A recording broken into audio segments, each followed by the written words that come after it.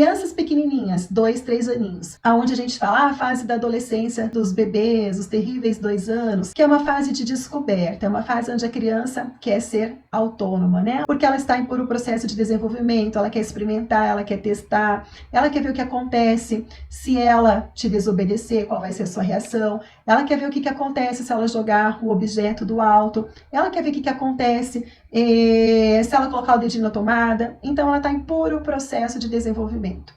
E aí, se a gente fala não, se a gente impede, vem aquilo que a gente chama de birra, que são os descontroles emocionais.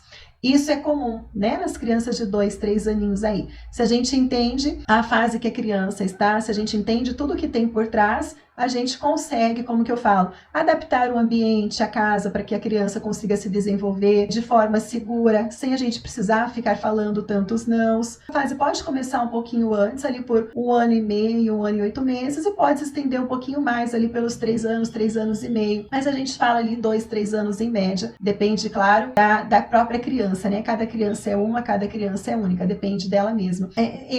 Acontece isso nessa fase de descoberta da criança. E eu já expliquei aqui em algumas lives que é importante a gente não interromper esse processo, porque a natureza é sábia. Se a criança está nesse processo de desenvolvimento, é porque é importante para ela fazer as experiências, os experimentos, se conhecer, ver o que acontece com as coisas. Se a gente interrompe esse desenvolvimento, se a gente quer obrigar a criança a ficar quieta, só ficar vendo televisão, ficar quietinha, o que acontece? As conexões, né, cerebrais ali dos neurônios, as sinapses, não acontecem com tanta frequência. A gente não estimula o cérebro a desenvolver as conexões importantes para o aprendizado. Isso daí vai fazer falta lá na frente. Então a gente precisa saber que forma que a gente estimula a criança, né, de forma segura, entender as necessidades dela para ela também estar feliz, e assim a gente tem um sossego também, né?